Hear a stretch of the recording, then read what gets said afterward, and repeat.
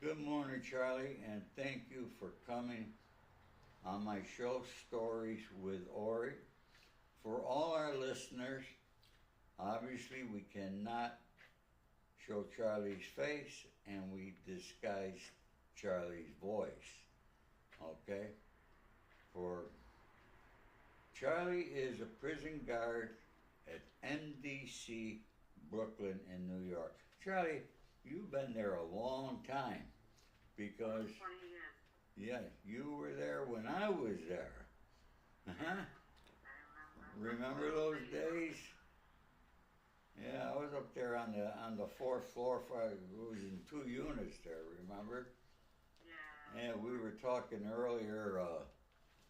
You remember the guys in my unit there? Tommy Gioli, Dino Saraceno, poor Dino. He got 50 years. Recording in progress. Yeah. And Right.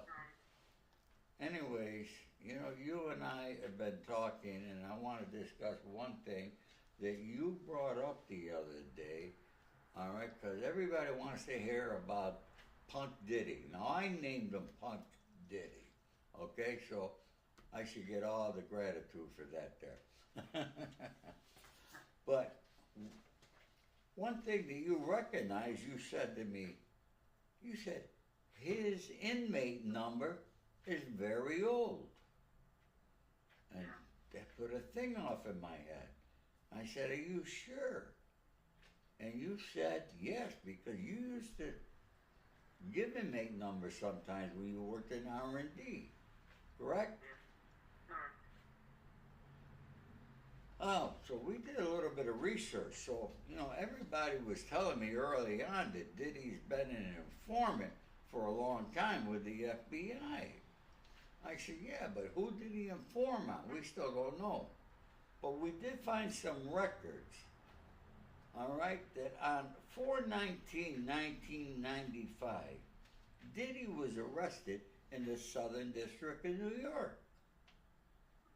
All right, now I'm not going to go through everything here, folks, because, all right, on 5/19/95, it was dismissed.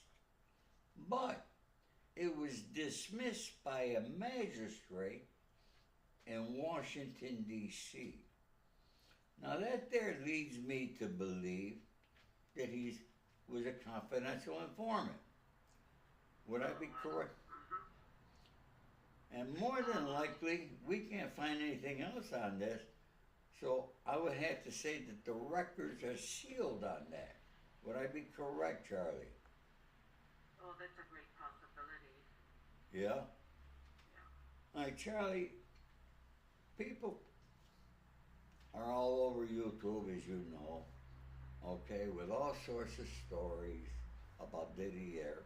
He's in special housing, he's there, he's got a computer. Now, we had no computers when I was there, No. okay? And then when computers did come in, we had, what, 3 or 4 in a unit, and everybody had their certain time they could use it, okay? But now, why is it that inmates have their own computers? Is that possible? Well, they have legal computers and they have access to emails to the true links and on the housing units. He is not. He doesn't have his own computer. He's not in the cell. He's in a dormitory style housing unit with 22 old high profile inmates. He's adjusting now. In the beginning, it was pretty tough on him. It was obvious with his meltdowns and his type of behavior. But I guess he's adjusting and focusing on what he needs to do to get out. Okay, everybody's saying that all sorts of different stuff. What is the truth? All right, he's in a dorm, and now he's in we used to call it the old building. The buildings are the east and west, correct? Correct. All right, so he's in what, the west building? The East Building. The He's in the east building. Now I was in the east building. What's that? Like 7, 8 floors, isn't it? 16 floors with a mezzanine in between. How many? I would say 16 floors of special housing and offices and that type of stuff. Okay, so they're using it for offices and stuff. It's not full of inmates no more. Only high profile inmates on one unit. All right, on that unit, and then they still have the female. Yes, the females are in the same building, a couple of floors away. All right, so I remember they were on the second floor. Yes. Now, they're saying that he's able to see the female inmates through a hole in the floor. That's impossible. Well, no. When you were there, they didn't have those gates up. The girls, you know how they would speak through the gates? Not anymore. So the girls, they put like a metal plate on the gate so you can't really see out. I mean, you can still get fresh air. It's like 8 feet up. You can't climb that high, but you can't really see the males. They really protect the females in that place. Right. Regardless of what you've heard. Yeah. Mm-hmm. Now, people are saying because of Diddy's money that he's getting special treatment at MDC Brooklyn. Explain the thing. Very honest, nobody cares. Do people He's a like? regular inmate. Do He's a people regular like? person. Go ahead. I apologize. Nobody cares. He's a regular inmate. He's treated fairly. Firm. Everybody's firm, fair, consistent. He doesn't have any interactions with anyone outside the unit unless it's for medical reasons. He's quiet. He's to himself. He doesn't have any friends on the unit. That's all I can really say. He's got no friends. He's got high profile. I know he's got that guy. What's his name? Sam Beckman, the Bitcoin guy. Yeah. There's I don't know if he's still there. A former president from Honduras, yeah, was there. Yeah. Boy, he had 40. How many tons of cocaine? Holy shit! 40 tons of cocaine. No, it was only like 400 tons. 400 tons. Holy shit! Can you imagine 400 tons of cocaine? No. That sure was not for personal use. But you know, everybody got this about Diddy. Okay, they say he was rushed to the hospital. Other people say no, he made up an excuse to go to the hospital to get pain pills. Because look at Diddy is a guy, and we know, and I know because I happen to know, they had the fall of Diddy on HBO, and I happen to know Phil, who had the last half hour of that HBO special. I know him very well, and Diddy was on drugs every single day. And so I could see maybe he's trying to get pain pills or something. It's not that easy. It's not that easy. If he was on drugs every single day, it wasn't noticeable. There was never like a time where anyone would say he was withdrawing or anything. We're not medical staff or anything, but working there 20 years, you've seen your share of withdrawals. We never witnessed anything like that I know of. He did go out on a hospital trip, but he's a very high profile inmate. You don't want to let him know he's going to the hospital. He makes a phone call and the whole entire network of media is outside waiting for him and thought, it's a security issue. So what they do is they plan trips in the middle of the night. They call up any local hospital and say, hey, we have an emergency x-ray for a high profile inmate. Can you fit us in? Yeah, come at 2 in the morning. Okay, local hospital, wherever they take him. That's what he got, was an MRI of his knee. And he was back in 2-3 hours. It wasn't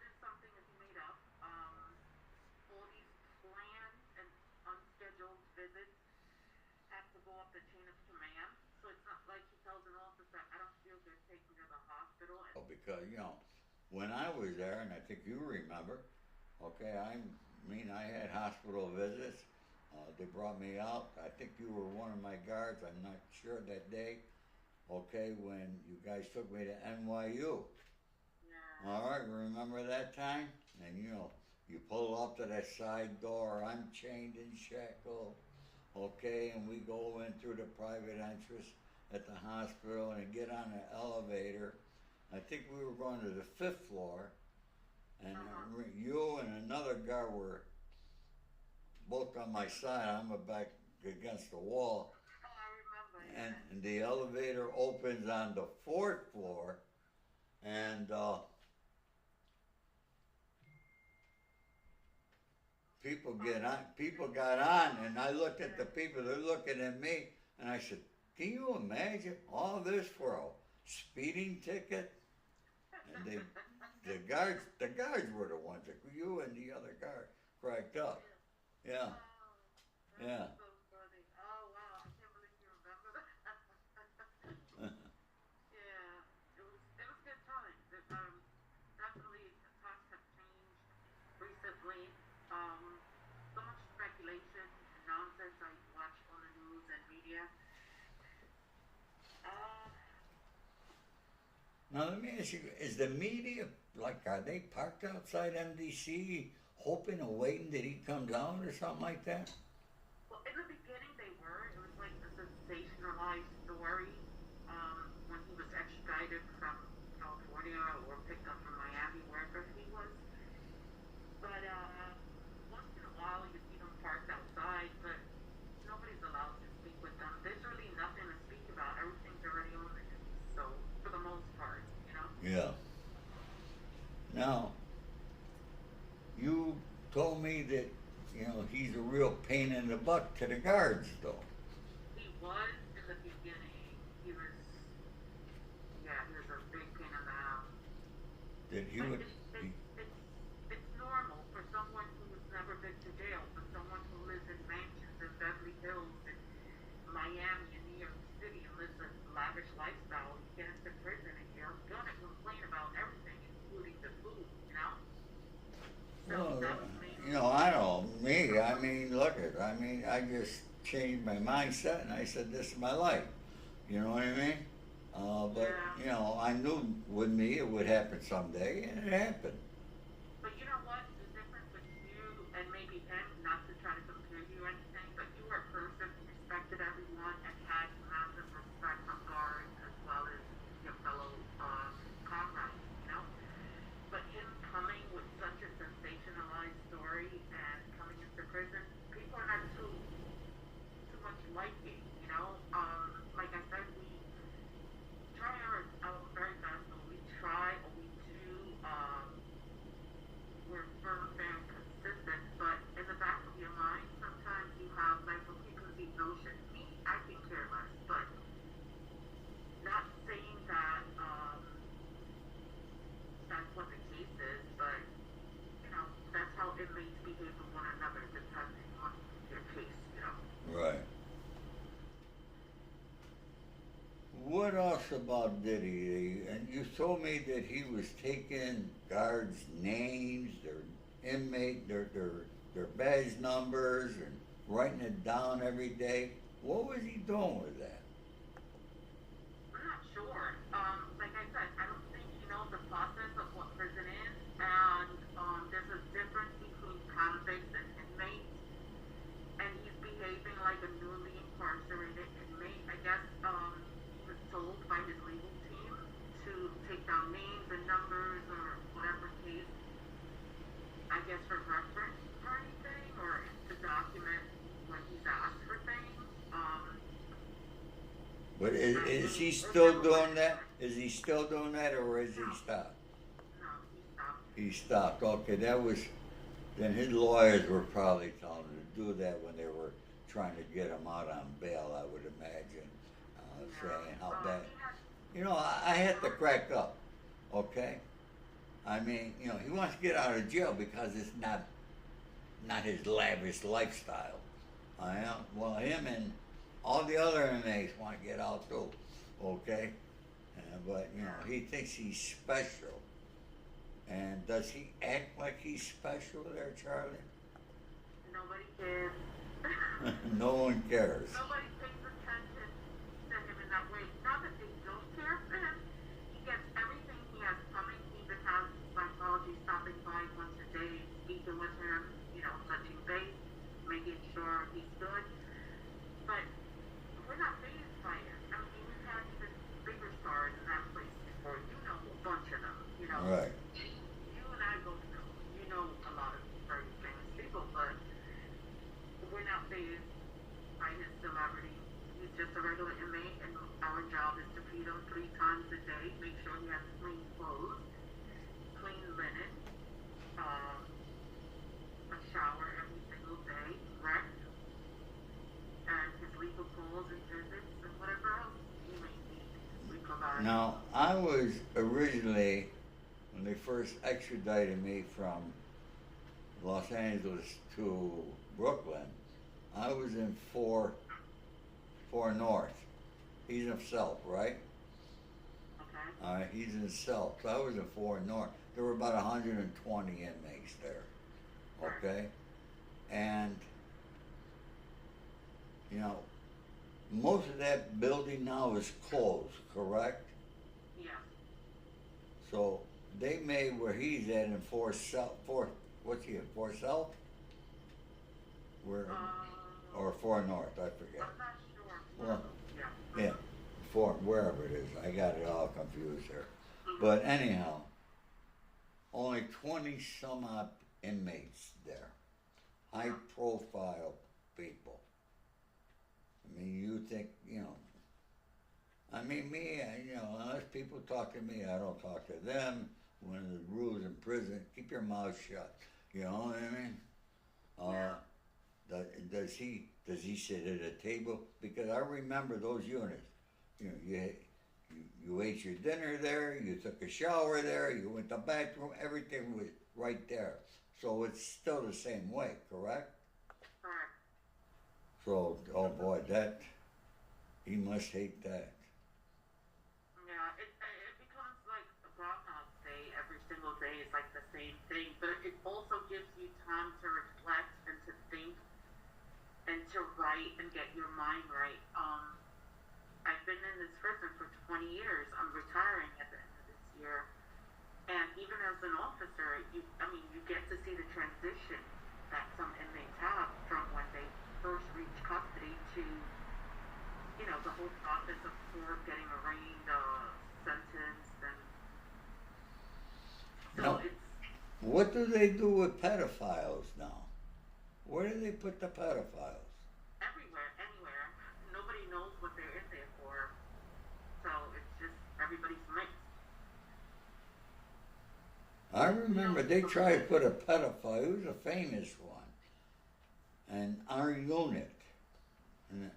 And you know, me and Charlie Carnegie, we played cards every day.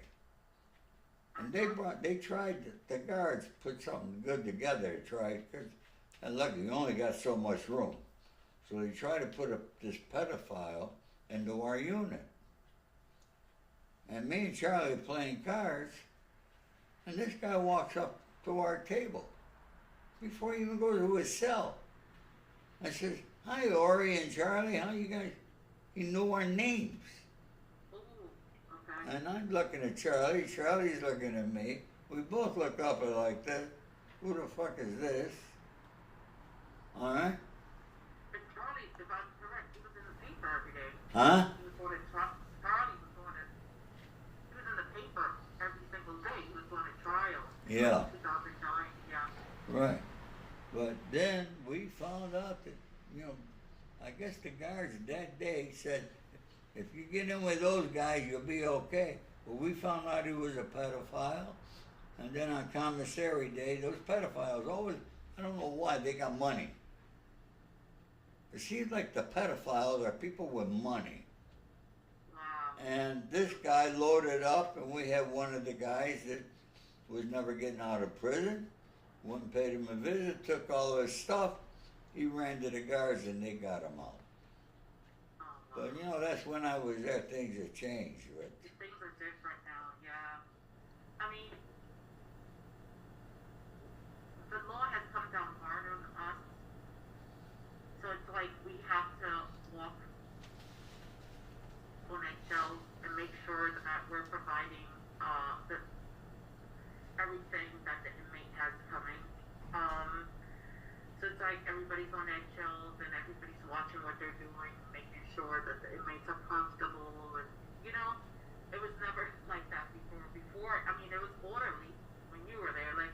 everybody institution.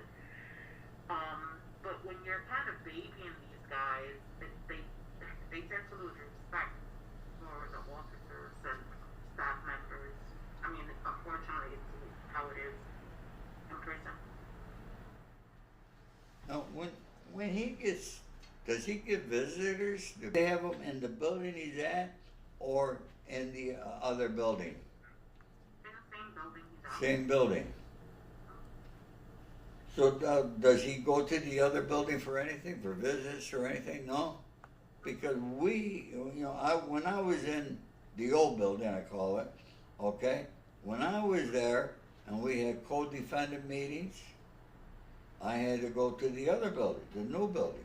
We called it new, old and dilapidated then, okay?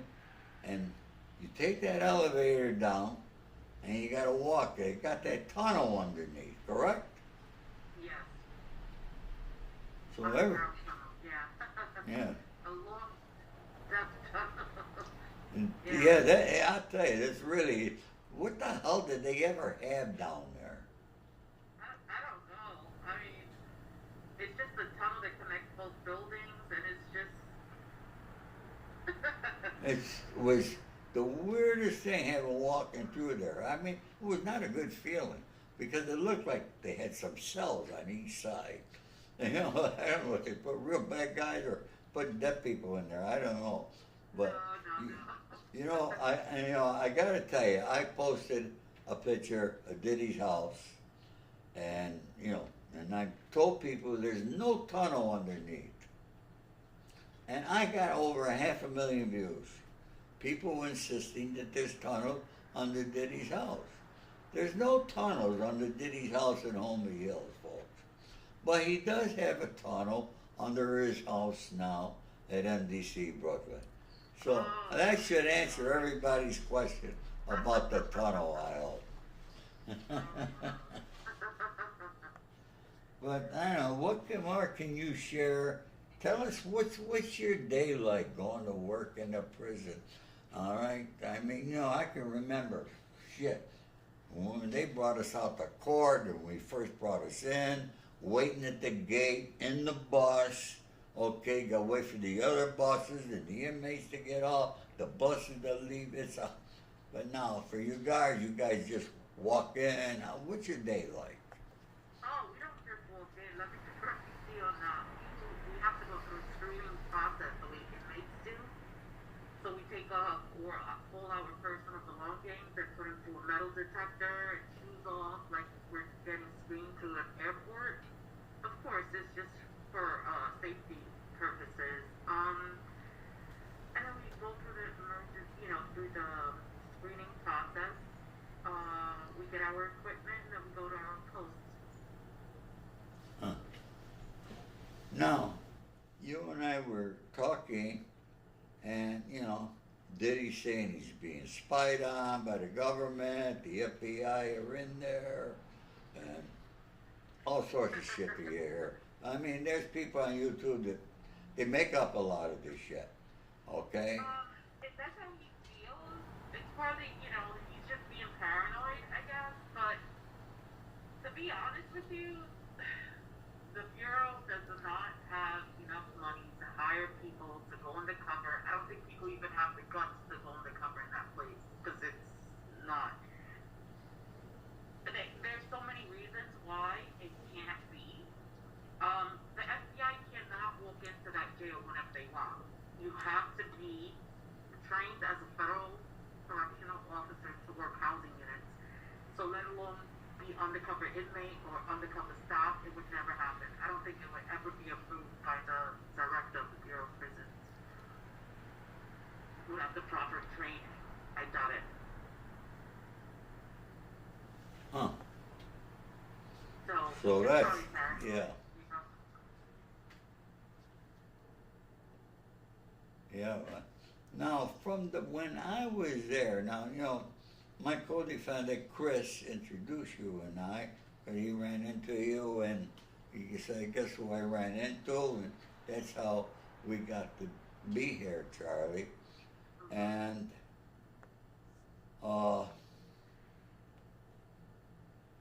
But what the hell was I gonna say? I went blank. Oh, yeah, he's a great guy. Yeah, no. Very, Chris is an awesome kid, and I'm so happy he's doing so well now in the construction business. He's got a great job. God bless him. You know. He's very dedicated. He works sometimes 12 hours a day. I'm like, listen, when are you gonna have time for yourself? Yeah. He's very dedicated. I'm very proud. It's been like 5 years. He's been out just working and yeah. Yeah, I know. He told me, he said, I wish I knew this when I was a kid. Yeah, no, he's doing awesome. And, He still has time. yeah. Yeah.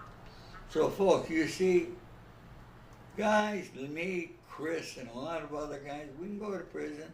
We can be bad boys. We are able to turn our lives around.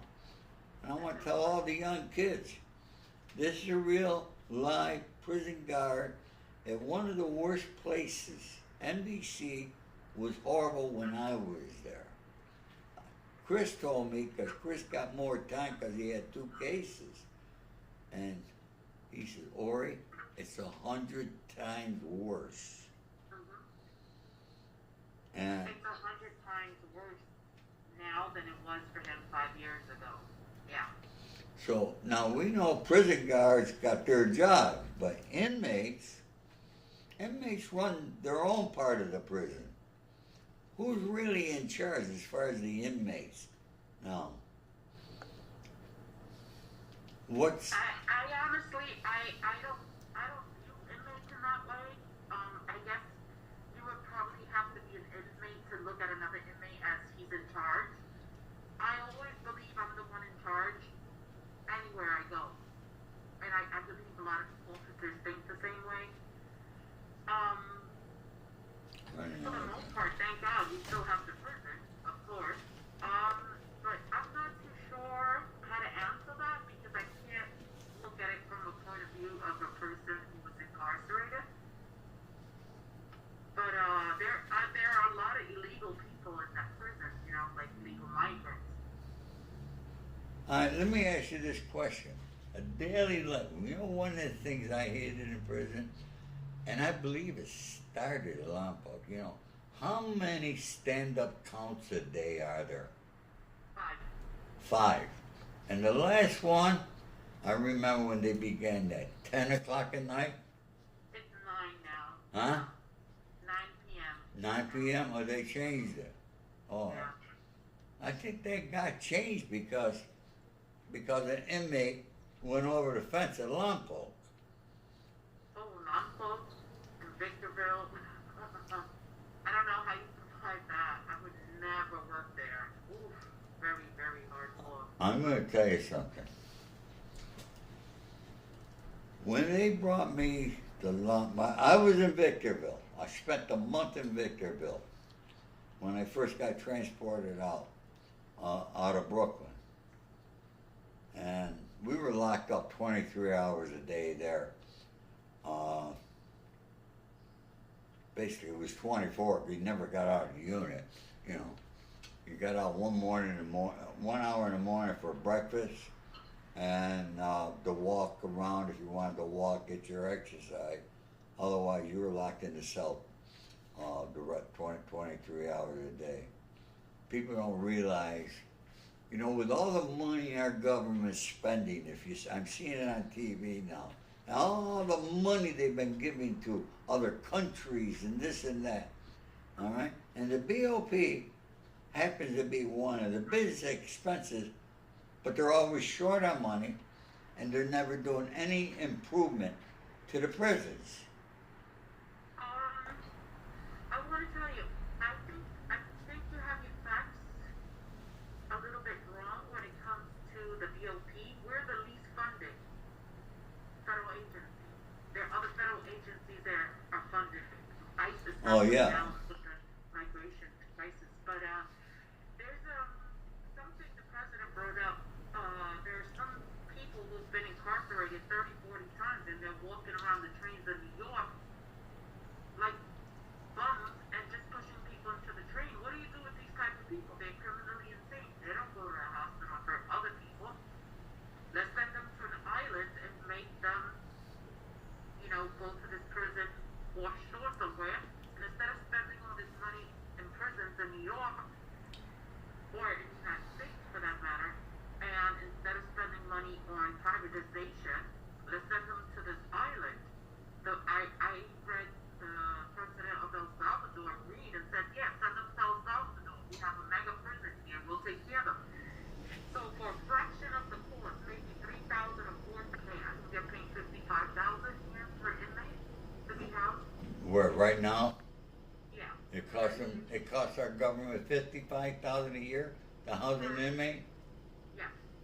Holy Christ. And you and I see that the people there there was a guy who was getting sentenced to 50 years for growing marijuana indoors.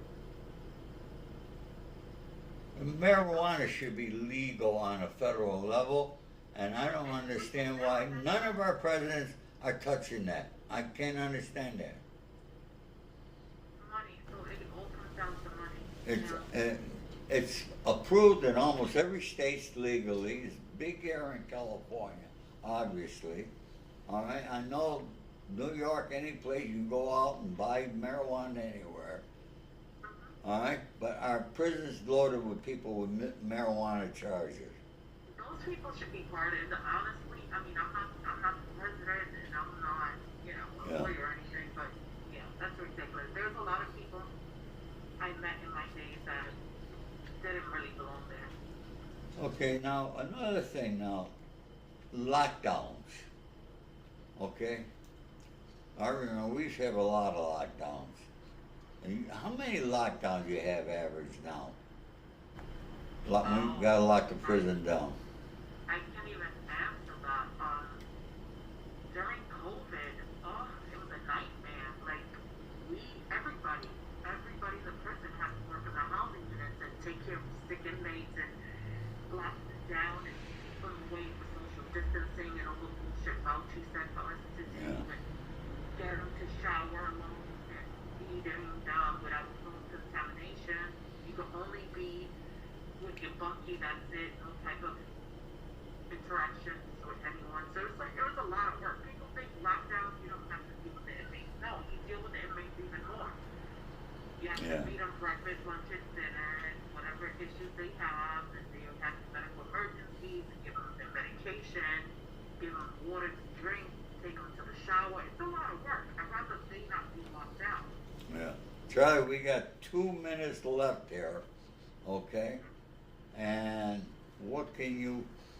So, Diddy is good.